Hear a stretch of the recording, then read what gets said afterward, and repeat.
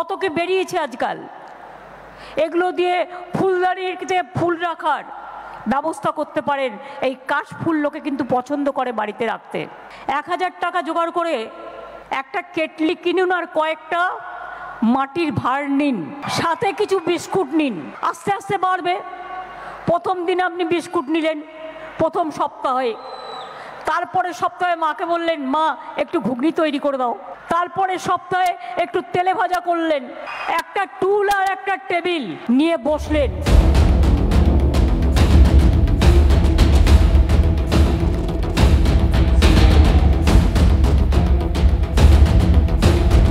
আমরা মুখ্যমন্ত্রীর অনুপ্রেরণায় চপ শিল্প, ঘুগনি শিল্প, সমস্ত শিল্পের মেলা দিয়েছি। বিভিন্ন উন্নয়নের মাধ্যমে আমাদের সংসার চলছে না, আমাদের 1000 টাকার মাধ্যমে আমাদের সংসার চলছে না। আমরা চাকরিটা পেতে চাই ম্যাম। উনি বলছেন ওনার একটাই কথা, চাকরি বসায় দেখো না, এই চপ মুড়ি বেচো। বঙ্গে বেকারত্বের মোকাবিলা করতে পরামর্শ দিতে গিয়ে একটা সময় স্বয়ং মুখ্যমন্ত্রী বলেছিলেন তেলে ভাজা তৈরিকেও একটা শিল্পে পরিণত করা যেতে পারে।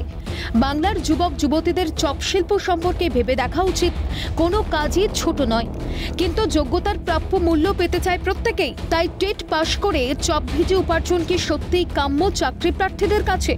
মুখ্যমন্ত্রীর কাছে সেই প্রশ্নের উত্তর চাইতে এবার বেকার মেলার আয়োজন 2022 টেট উত্তীর্ণ চাকরি প্রার্থীদের। বিকাশ ভবনের পাশে চা, চপ, মুড়ি, পাঁপড় বিক্রি করে অভিনব প্রতিবাদ। আমরা যে এতদিন ধরে বঞ্চিত, আমরা টেট পাস করে বসে আছি, অবশ্যই আমাদের নিয়োগটা দরকার।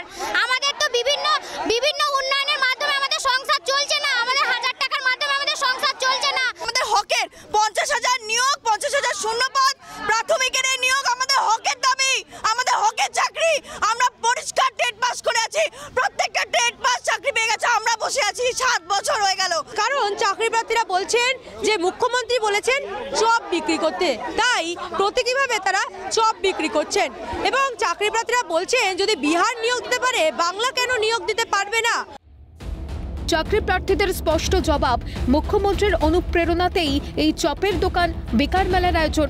তাদের দাবি দিল্লি দেখে শিক্ষা নেওয়া উচিত সরকারের, অন্যথায় কোনো একদিন দিল্লির আপের মতোই ক্ষমতা হারাবে তৃণমূল। আমি 2022-এ প্রাথমিক টেট পাস করেছি, করে আজকে 2 বছর ধরে রাস্তায় বসে আমি 22 টেট পাস চপওয়ালা। সদিচ্ছার অভাব, পরিষ্কার কথা, সোজা সদিচ্ছার অভাব। সদিচ্ছা থাকলে আজকে দিদি 24 ঘন্টার মধ্যে নোটিশ জারি করতে পারে। দিল্লি থেকে শিক্ষা নেওয়া উচিত। দিদি বিনা যোগ্যতায় তারা চাকরি চাইছে এরকম না, তারা যোগ্যতার ভিত্তিতে চাকরি চাইছে, কিন্তু তাদেরকে চাকরি দেওয়ার ব্যবস্থা করছে না। তো সেই কারণে রাজ্যের লোকেরা শিক্ষিত যুবকরা রাস্তায় নামতে বাধ্য হচ্ছে।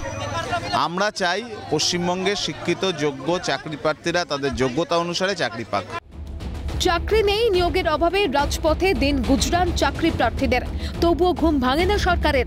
বাধ্য হয়ে বেকার মেলার আয়োজন, কিন্তু এটাই কি ভবিতব্য? প্রশ্ন থেকেই যায়। 2017-র পর দীর্ঘ প্রায় 5 বছর পর হয়েছিল 2022-এর টেট পরীক্ষা, কিন্তু সেই পরীক্ষার এখনো নিয়োগ অধরা চাকরি প্রার্থীদের। আর তারই প্রতিবাদে আজকে বিকাশ ভবন থেকে 50 মিটার দূরত্বে প্রতীকীভাবে তারা চপ ভাজছেন, আয়োজন করেছেন বেকার মেলার। ক্যামেরায় গোপালের সঙ্গে রেশমির রিপোর্ট, ক্যালকাটা নিউজ, সল্টলেক।